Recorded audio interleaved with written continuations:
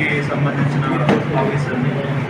So ఈరోజు Srikakulam district ఎస్పీగా charge తీసుకోవడం జరిగింది.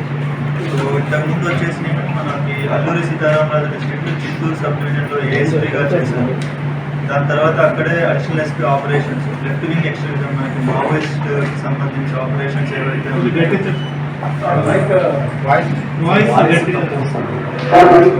ఓఎస్డీగా అక్కడ వర్క్ చేశాను. సేమ్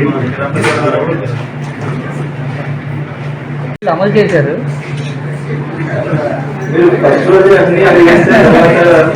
అదే నేను ఫస్ట్ చెప్పాను, ఎందుకంటే ఇప్పటికిప్పుడు నేను సొల్యూషన్ ఇచ్చేయమంటే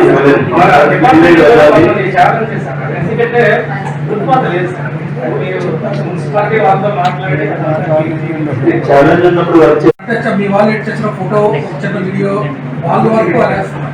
అది కాకుండా మీరు ఎక్కడికైనా జిల్లాలో ఎక్కడికి అంటే మీ సెక్యూరిటీ రీజన్స్ మీరు చూసుకొని అక్కడికి వెళ్ళేటప్పుడు అక్కడ మీ పిఆర్ఓకి అక్కడ చెప్తే మా స్టాఫ్ అయినా వచ్చి కవర్ చేస్తారు. కార్యక్రమాలు చేశారు. కమ్యూనికేషన్ లేకుండా చూడండి సార్. పిఆర్ఓ కానీ సిసి కానీ చెప్పండి సార్. డెఫినెట్ గా చెప్తాను, మీకు ముందే కమ్యూనికేట్ చేస్తాను. అండ్ నీ హెల్ప్ లేకపోతే చాలా ఇష్యూస్ కూడా సాల్వ్ అవ్వవు, చాలా ఇష్యూస్ మన నోటీస్ కూడా రావు. ఓకే, సో అందుకనే నేను మీడియాకి రిక్వెస్ట్ ఏంటంటే మీరు 100% ప్రాపర్ గానే కోఆర్డినేషన్ ఉంటుంది, ప్రాపర్ గానే కమ్యూనికేషన్ ఉంటుంది.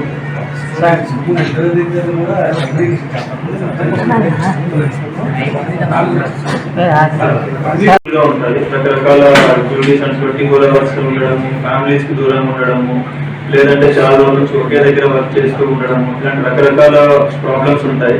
100% వాళ్ళ వెల్ఫేర్ కి మనము మన సైడ్ నుంచి డిపిఓ సైడ్ నుంచి అండ్ సీనియర్ ఆఫీసర్స్ దగ్గర నుంచి ఎంత సపోర్ట్ చేయగలమో దానికి మించే చేస్తాము. ఎందుకంటే ఒక కన్సర్న్ ఏంటంటే మేము వర్క్ చేసి వచ్చింది ఏజెన్సీ ఏరియా, అక్కడ ఇంతకన్నా ఇంకా చాలా ప్రాబ్లమ్స్ ఉన్నాయి.